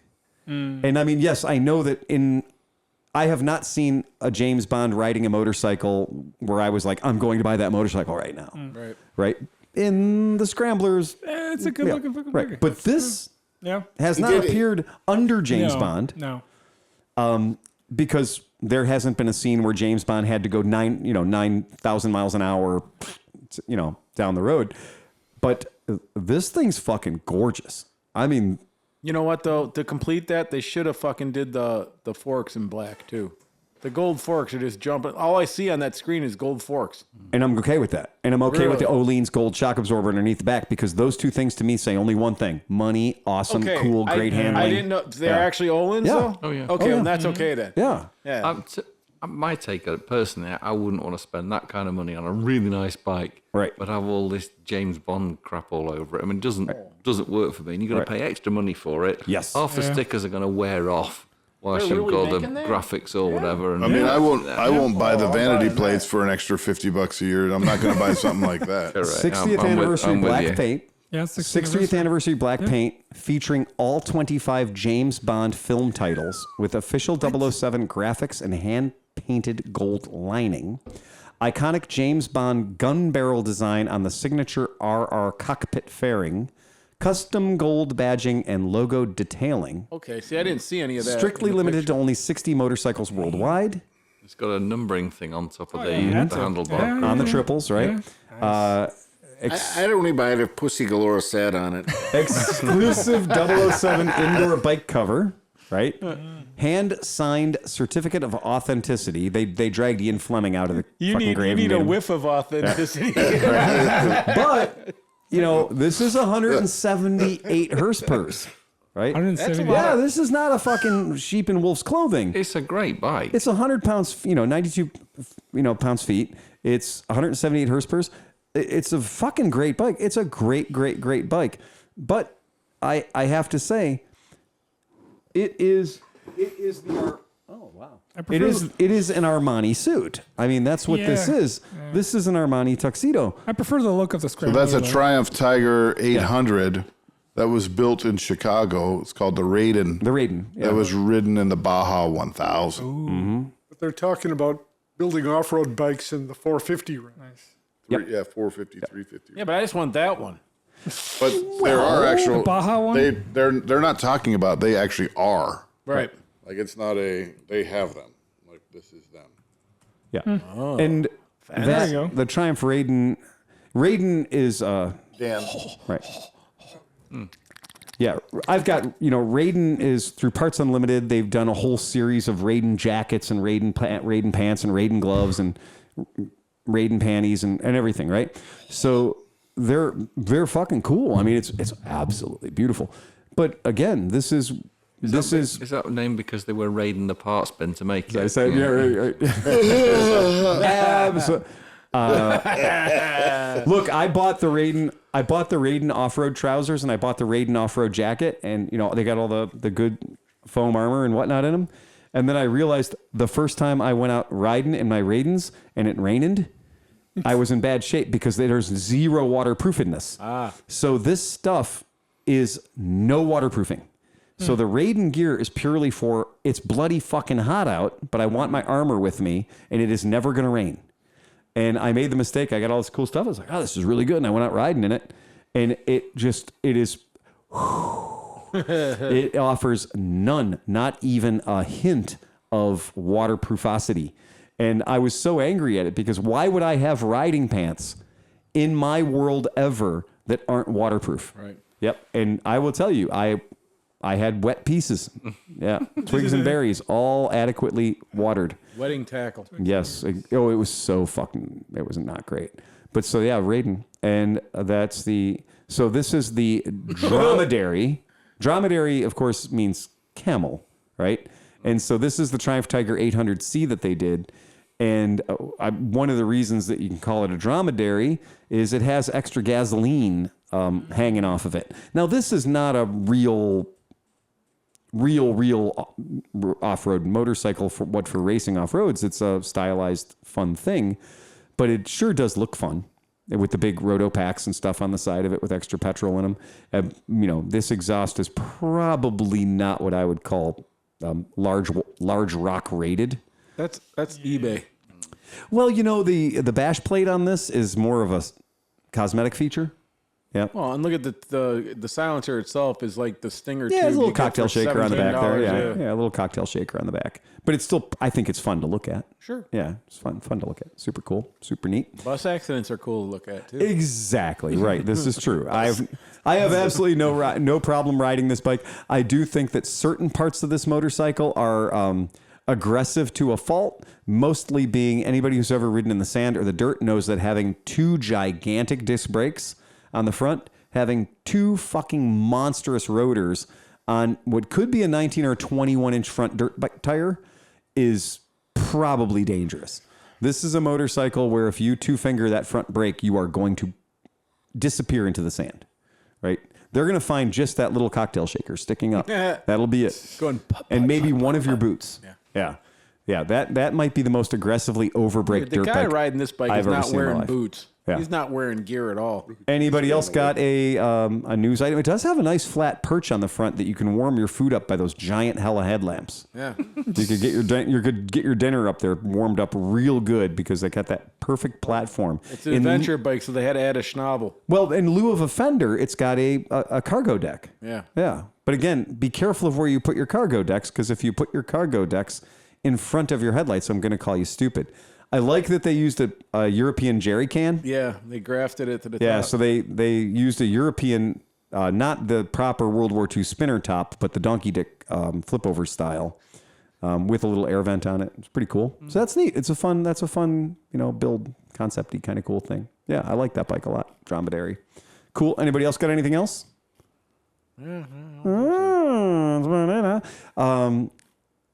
I almost had a taker on the fucking Justin Bieber today. So you guys, I'm getting close. I'm very close to putting other parts on it at this point. We just don't know the right way to get that bike out of here. I think what you got to do is you got to have Renee on a code.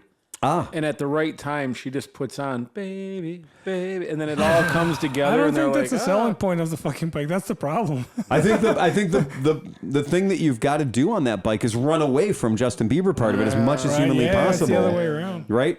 And just be like, no, this is the whatever, like just give it the, this is the polar bear rescue bike, right? No, everybody likes polar bears. Ice Age, you could put that little fucking Ice Age, squirrel, put a squirrel thing on the side. Fuck it, right on, man. I might buy it with that. Anything you want, but not the way it is. If the Indians win the World Series, then you should just put a couple stripes to make it look like a baseball, and sell it as the Bieber because he would be very popular right then. Josh Bieber, whatever the fuck his name is, the pitcher dude. I didn't even know. Yeah, I had no idea. Yeah, but that's pitcher, cool. like their pitcher is something Bieber.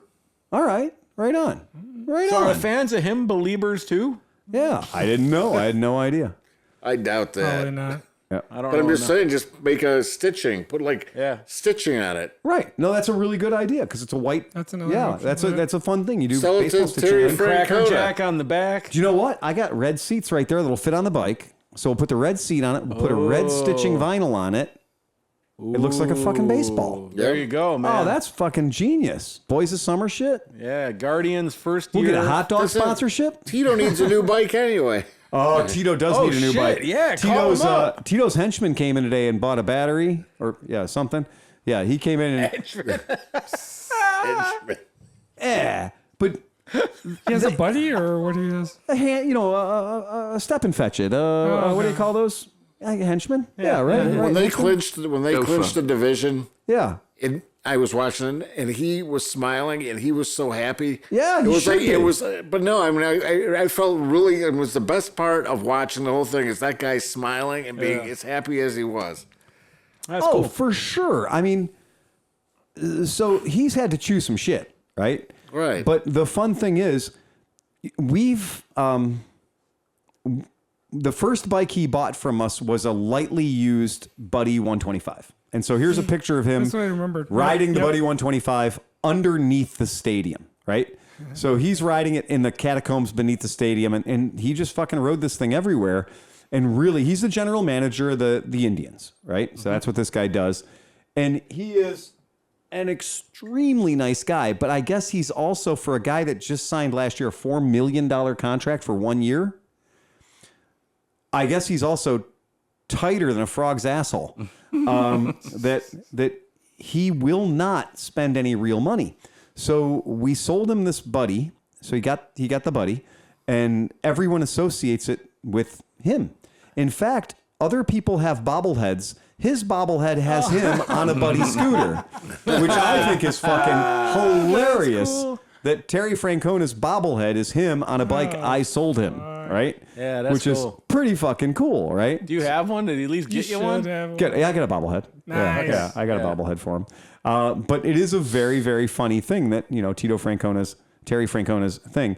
It's very, very funny that this thing, this scooter, the man doesn't have a Vespa. When we met him, he was riding a fling poo. For real. He was riding a fling poo. It's like a 50cc Thunder Turd. And he's riding that bike around, and he came in. He's like, yeah, can you guys fix it? And I was like, dude, it is not fixable. It is trash. And he's like, well, what do you have? And I was like, you did say you're the general manager of the Indians, right? Let me show you where the money stays. And he was like, what's that? And I said, it's a lightly abused, lightly crashed Buddy for about $1,200. I'll take it.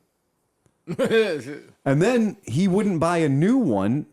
So you see all these pictures with him riding his Buddy onto the red carpet at places and everything else. This guy's done more stealthy promotion for Genuine Scooter Company with him insisting on riding a Buddy scooter when he could properly. Fuck Justin Bieber. This guy's Terry Francona. He could ride any goddamn thing he wants, but it is hilarious that he's been so loyal. Yeah. So his henchman came in the other day and was like, the first call we got was, can you send, and I love when people do that, can you send somebody down here to the stadium to work on Terry's Buddy? No. Depends on how good his Buddy looks. I understand what you need, but what are you offering? Right. Because I'm going to leave my business and jump in my truck and drive out there to clean your carburetor or install a battery or something at the stadium. Doesn't the Cleveland Guardians baseball organization own like a pickup truck? I know they own a fleet of semis and buses because they go all over the goddamn world. Just to go to their winter home, that's a fleet of 18-wheelers that all say Cleveland Guardians down the side of them. So I know you have the means to get one of your $21 an hour groundskeepers to jump into something resembling a pickup truck, put the Buddy in the back of it, and bring it here, because I'm working harder for my small amount of money than you are for your $4 million a year. So here's a deal. You get it here, and I'll fix it for you, just like you're a person. I'll treat you like any one of my other customers. Right. No, but can you come here and fix it? No. And I hope the doctor doesn't come to your house to cut off your polyps and your hemorrhoids, right? This isn't ye olde times. You go to the goddamn hospital and have that done, right? Yeah, but I guess when you're privileged, that's the way life works. So eventually, they didn't bring the bike here. But like we said, the minion showed up and had a battery in his hand because somebody who works there that fixes the lawnmowers or something was like, yeah, you need a battery. Well, and let's talk about Buddy batteries are 2 fucking screws. I know. On the floor. Like, I know. Yeah. And they were going to have me leave my shop Right. and drive all the way down to the ballpark, go under the stadium, argue with security. I've done it before. Well, I'm just saying we should clarify because there are some scooters where you have to take the whole goddamn nose of the no, scooter not a buddy. apart. Not a no, buddy. No, in fact, if you ask nicely, a buddy will just leave it on the floor for you, right? But you'd have got there and then discovered it needed a battery and probably had to come all the way back to pick up a battery and then go all the way back down again. Right. Nice. And how much profit would I have made on a $79 battery? Squatouche. Right? Whatever the number was, it would have a minus sign before it. The eternal adoration and love of the Cleveland Guardians baseball organization. Not really. Yeah. Would you care how much about? Well, and I like so this is the thing is one of the minions was like, oh, well, you know, if whoever comes down here and brings these in, I can set you up with a couple of tickets. And I was like, you are barking up the wrong tree, pal. Yeah. You are seriously. Does that have a motor? Is that a hockey team? To me, the idea of going into that building, that stadium, and being trapped in there with $17 beers and $14 hot dogs is my definition of fucking hell. And being forced to watch millionaires chase a small ball around the field and then complain about it when they're done like lightly raping somebody. Right? They just crashed, they just crashed their Porsche while they were raping a 17-year-old. Give them a $5 million contract. I'm not going in that place. $230 million contract. I'm not going in there to watch a 25-year-old privileged piece of shit make money on my $14 hot dog. And in a stadium that, without being asked about it, we had to pay for with our taxes and other things. Also true. Thank you very much. Did I tell you my theory on restitution for the name change? Okay. So the Cleveland Indians, long and storied name, and I don't think anybody genuinely took offense at it. It was apart from somebody right on idiot decided that it wasn't correct. We had to change it. Right. So they took the crummy Guardian things off a bridge in Cleveland, and that's what they named it after. Right. So if they're going to do that and inflict that as the name on the team, why don't we take those stupid Guardian statues down and put statues of Chief Wahoo up there? Actual factual Indians. Yeah. We could actually Great put tribal leaders from the tribes who lived here Even better. that we murdered To and honor took them. their land from. And that honor would be an honest tribute Yes. Absolutely. a town that we have acknowledged, the Cuyahoga River, the Huron River. Like everything in this area has remarkable native roots, right? It really does. And dead right, it should do as well. Yeah, and because that's part of acknowledging, when Columbus came through and on behalf of the Spanish murdered every goddamn buddy, right? He didn't honor them so much as to say like, oh, well, there's there's a lot there once you get past the savages, Well, I think that if you're going to say that and if you're going to say like, I do feel really strongly, like if you've got a Native American casino and every single person that works there is a Native American, person that lives in the reservation or lives in that area, and they want to say like, yeah, we're Indian people, we work at this Indian casino, and that we're and Indian the shit out of it, right? That's rock on. That's great. That's cool. I'll call them Native American. I'll call them First Nation people. I'll do everything because now I do understand that, just because a fucked up Italian guy working for the Spanish misidentified India and said these people that were here first are Indian. You can't do that, can you? But you did. I will not honor a dipshit. Look, they are Native Americans. Yep. They're First Nations people. Absolutely. Are they Indians? I've got a whole country full of people that disagree.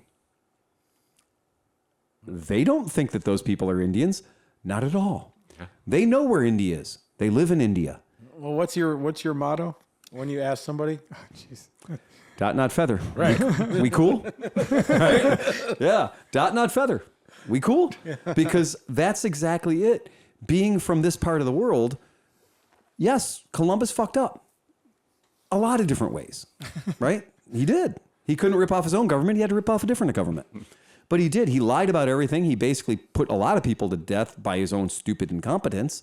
He named 4 different places that he thought were America that weren't. He basically fucked his way up the coast, and every person he ever met died. Kind of a bitch. right? And I am all for taking away like Columbus Day parades and everything else. Take it away. If you want Christopher Columbus to be the patron saint of the Italian people, do some more research, right? That's like people who like worship Scarface and think that that's like a documentary, right? Stupid fucking people, right? But yeah, if you want to walk around and be like, yeah, Indians, I'm going to be like, yeah, in India. Cool. Rock on. Oh, that would be awesome, man, if the stadium served curry and fucking had like all good Indian shit. Get dude. behind it. That would be great. Now we're talking. Now we're talking. That's exactly right. Right. A proper curry, though, like fucking proper. Look, I have zero problem with that. Yeah. I think it's great. Bunch of guys on sitars outside the gate when you're coming in. It'd be really cool. Yeah. Could stand a good bazooki. Big Madala shit hanging out. Oh, yeah. There's a certain pleasure in knowing that everybody you've ever fucked died. I know. I know. It's magical. It's magical. And to be celebrated for that shit. Like, what did you do? Oh, I did pretty good. I started a company, I did that. That's cool. What did you do? Oh, I almost eliminated an entire race of people from 5 different cultures. Get the fuck out of here. You did, just you personally? Yeah. Oh, yeah. Well, boats and people and other people too. Diseases. We just went in and just fucked everything up, like super bad. Wow. And they paid you to do that? Well, we had to bring some shit back and prove it was fun, Right. Nobody did it because we said we had a bad time, but killing the babies was super fun. That was my God, favorite. man! Like when you travel around like the eastern seaboard of the United States and the islands that are out there and everything else, and you witness kind of how this guy that couldn't read a map to save his ass basically just fucked cultures up the coast, and then invited all of his friends to come over and just fuck the whole bottom part of our country up.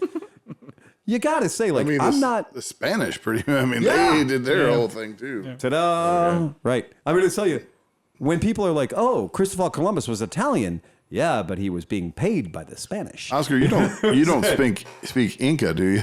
9. But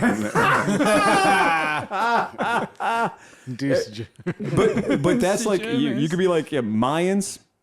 Nope. Gone. Incas. Nope. Incas. Gone. They're pretty sure that they all died from the diseases they brought over. And was a big, well, no, a lot of them got stabbed. No, I know, but they're saying like if you stab people, there's still going to be 1 or 2 people left. Yeah. They're still finding. The cannons didn't help. No. But I'm serious. I think what did more damage was the diseases. Of course. That's why there's like towns just gone. Like just the buildings are still there and they're just finding them now. Smallpox blankets. Yep. You don't think we came up with that idea on our own?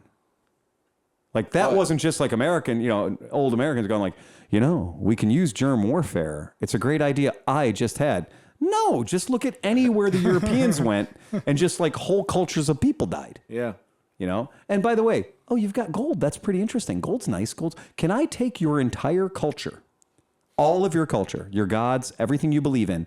Can I melt that down and put it on our culture's crucifixes and shit like that and send it back to the old country? Right. Because that's what fucking happened. And you look at that and you're like, we should celebrate these guys. That was awesome. That was great. I'm going to go to the Columbus Day Parade. Oh, yeah. What are you going to do?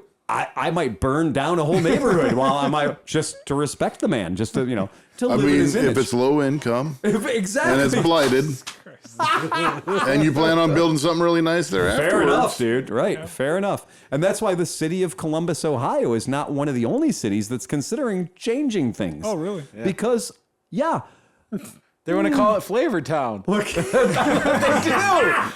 Do you know about that, right? They want to bring in the fucking spiky hair guy and they want to rename Columbus Flavor Town. No, you're not lying. Shit. No, I'm not lying. That's funny as hell. Really? Look, yeah. But again, if you just realized right now, like, you're like, wow, but growing up here in the town of Hitler was always nice. It was great. The streets are paved. They plow the snow on time. Yeah. There's parades it's all cool, the time. Right? That's I'm it. just going to wrap myself in willful ignorance. Exactly. I love Christopher Columbus. I love him. He's a good guy. And that's exactly. Wasn't for him, we're going to go to the Columbus Day Parade. We're going to have a Columbus Day. We're going to have a Columbus statue. No, actually, we could have been. Well, we were discovered by people a couple of 100 years earlier that had boats that came from a more northern region. Who were openly out to rape and pillage. That was their job.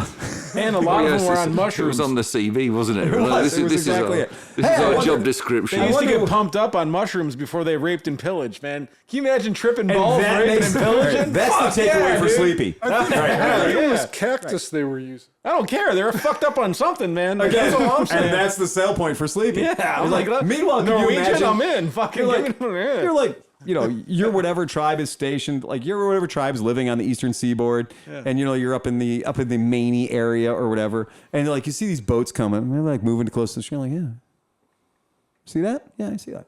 They're boats, yeah, they're boats, yeah. Don't look like our boats, no, not like our boats at all. Bunch of pointy things coming off of them, yep, and a bunch of people rowing them, yep. Lots of horns. They don't sound happy. No, they don't. How long till you think they get here? Yeah, they're moving along pretty good. I can see a Monty Python movie doing this exact Dude, thing. it's fucking scary as hell. And when you think about it, you're like, well, you know what we should do? We should go get some food and stuff so that when they get, they're probably going to be hungry. Yeah, we'll set them up. Let's set them up. Yeah. Nothing works better than setting somebody up and be like, hey. Put on your going to town clothes, get out the fucking nice china. Bring it on, man. Be like, let's welcome. Yeah. And what happened? Not good things. No. Not great things. Not awesome. A lot of it screaming. wasn't. But what it wasn't, though, was it wasn't the mass extermination that came from the Spaniards at the hands of the Italian guy who had something to prove for the misadventures he'd had and spent all the other money on. So he had to really put, really put a fucking cherry on top of this one. And that's what's funny is like, yeah, you don't have Viking cultures that came in and moved west and raped and pillaged and stole land and did everything else. They just kind of stayed by the shore because they didn't like getting too far away from the water. Right. Well, his only redeeming quality, though, I guess you can give it to him, is when he invented the motorcycle. So that was cool. Because this is a motorcycle podcast. We had to bring it back. When he invented the motorcycle. Yeah, when he invented the motorcycle. I just two heads. Right. The Indian motorcycle's got an Indian right on the front of it. Oh, no. Come on. Are you kidding me? Full circle, right? Right. It's a motorcycle podcast. Hold on. I'm going to go out and get on my Chieftain. Right. There you go. Yeah. I'm going to hop on my Chieftain real quick and take a lap around Cuyahoga River. Right. Yeah. In Ohio. Yeah, no shit. It's everywhere. Yeah. But again, you don't see too many Native Americans working at that Indian factory. They're cranking those fuckers out. No. Yeah. We went to the Guardian building in Detroit, and it has some of the same type of sculptures of the Cleveland Guardian. Mm-hmm. Apparently, Peggy says no relation. I don't believe it. It looks I don't the believe same. it. It does. The Art Deco, it looks the same. And it's the same era. You're in that 1930, 1929 era of construction. And yeah, it does look really similar. We spun the old wheel, hit the button. Hey, went up to the 32nd floor. You did? Yeah, that was that's nice. cool. That's really, really neat. Really cool to be up there. And there was it's like a huge ballroom, and it's all Art Deco. I love this. We talk about ancient American architecture from the 1930s. 30s. But it's kind of like pyramids or Aztec anything, in like it's all like these little blocks. Like Oh, the style is really like that we were talking about, the Inca style and the Aztec style and stuff. That was really popular in those shapes. Those were. It is the Cathedral of Finance. It was built it was completed right at the end in time for the stock market to crash. Yep. Right. Yeah, and the Fisher Building in Detroit's the same way. You're like, We also went to the Fisher Building. We also cruised by the Masonic Temple on Temple. I was going to ask. Yeah. which you go to the Fisher Building. We didn't go to the Fisher Building with Piper. No. This year I heard they're giving like it used There to be. were no signs of the theater bazaar at all. Like I was like, maybe there's like a sign up. They don't need a sign. No. In So fact, that is the Masonic Temple on Temple Street. Yep. So there's the temple part over there, which is still like, but you're talking like theater bazaar is in that like one little box of boarded up thing, right? Or no? No, it's the whole building. The whole building. That whole building. Eight floors? Yeah, there's very little of the building. This beautiful, ridiculous Gothic architecture that it is. But you're not. When we're there, we don't get access to every square inch of the building. Right. But what we're doing in the building takes up, depending on how you count it, 8 or 9 floors of the building. Because it's Masonic, so there's 3 5s and 7s everywhere. Like you don't necessarily have things that line up, right?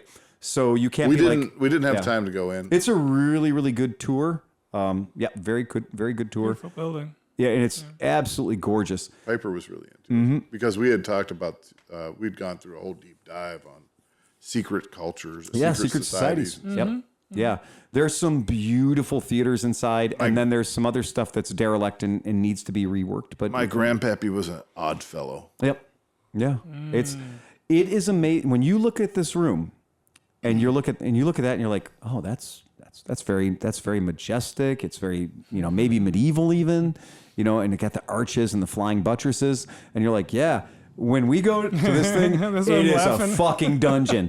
Like they Satan the shit out of this room.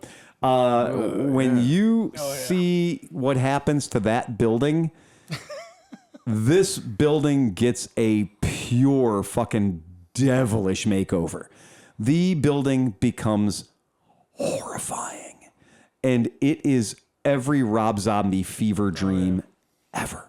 It's epic. And it is, it's one of those things where you're just, when you kind of get into, the Theater Bazaar mindset, when you kind of jam in. I forgot her name. Roxy Delight. Yeah. So when you get into Theater Bazaar stuff, and there's Zombo in the background, that building, you just, even from the outside of it, when you are approaching it, it sends chills down your fucking spine because they have fire eaters and stuff outside. There's 40-foot columns of flame out there. And it's just like, oh God, we're going in that fucking building. And the building from the outside already looks haunted. And then you get inside and realize they replaced 20,000 light bulbs with red and orange light bulbs. And they have their own power distribution system because they don't rely on the hundreds of years old electricity in the building. They bring in their own power. So the amount of effort that it takes to pull this off. And when I do this, they have elevators, and I take the elevators up, and some of the elevators are the old ka-chunka elevator operators, the fun stuff, hauling ass and then stopping and like, it's really cool. But I take elevators up and then I walk down the stairs. And for me in a night, getting in there at about 7 p.m. and getting out of there at about 3 a.m. or 4 a.m., it's 30,000 steps. Wear your comfortable fucking shoes. And when you get into, there's rooms for everything. There's peep show, burlesque. There's one called the Fistatorium. I don't need to tell you what happens there. It's pretty fucking obvious. But what you're seeing here, this one picture kind of wraps up I gotta go to this. the spirit of Theater Bazaar because it's fucking crazy. Normal people don't look like that. But that's everybody. Yeah. That's every fucking So buddy. if I at go that there, point. I'll be handsome and skinny. No, you just lean into it, dude. Oh, okay. Lean into it. yeah. Like, lean into it. Like, whatever Yeah, you that think. fist. Lean into that fist there, buddy. The more you push back, the worse it feels. You just gotta roll They with it. call him the Crisco Kid. But it's definitely one of those hilarious things, and it is in in a lot of people's opinion, it's the greatest Halloween party on the planet, and it is, and it's just God damn. yeah, It's a lot of fun. How It is fast, a it lot sells of out fun. real fast, doesn't it? Oh, it's sold out already. it's sold out already. Yeah, That's crazy. Yeah, it's a very weird thing, but the joke is pretty simple. It's like you can't out weird it. No. Like there's no way that you could ever do some shit at Theater Bazaar and somebody be like, "No, dude, we got to draw the line." No. Because that right there, that creepy fucking white-faced clown, that's the staff. Yeah. Like that's the guy who's going to tell you police up your trash. That's the guy that's going to be like making sure like, oh, you need the bathroom. It's over there. But he won't say it like that. No. He's going to fuck you up. Like yeah. It's going to be within 30 minutes you're like, this is the best thing in the world, or I need to get the fuck out of here. Like screw the money for the ticket. I'm getting out of here. That's where I got tased in the nipples. Yeah, it's absolutely true. Yeah. Yeah. Tased? Yeah. Yeah. Nice. Yeah, that's the house band. Yeah. So it's a very, very interesting experience. This guy, you'll turn around and that guy will be right there all the time. Like that dude seems to be everywhere.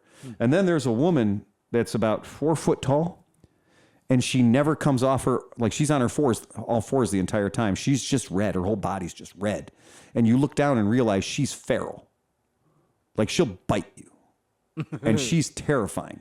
but you're walking around and all of a sudden you like bump into something and you look down and she's just like, and you're like, fuck me, man. Just like, and that's like probably not cool to kick her. No, don't do that. That's her right there. There she is. Yeah, there she is. Yeah, and it's terrifying. It's an amazing show. Yeah, it's terrifying, and you never. When you're there, it takes you a while to realize when you get out of there that it's not happening anymore. That it's done. It's over, and there she is again. Yeah. Watch her. She's fucking scary. Right. Where do you park your motorcycle? So I've ridden the motorcycle there. I've done that before, and the one year I stayed at the casino. That's like not even a half mile away. So you park in the parking deck of the casino. Motorcycle's fine up there, and then stay at night in the hotel, and all that's good. But she's my favorite actually. The one with the little teddy bear thingy. That girl. Yeah, she does the stilts and whatnot and all that crazy shit. Yep. And also does the roller skates. Yep. And there are some artists and performers. Now, when you say she does the roller skates, she goes on roller skates everywhere. Go watch YouTube videos, Theater Bazaar, look that shit up. It's cool. It's fun. That's what it used to look like. The girl with the bow and arrow.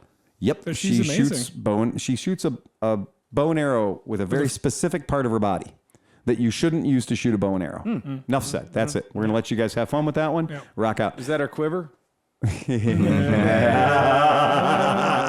on that, my friends, remember to ride fast and take chances. John. Bum bum bum bum bum bum bum bum bum bum bum bum bum.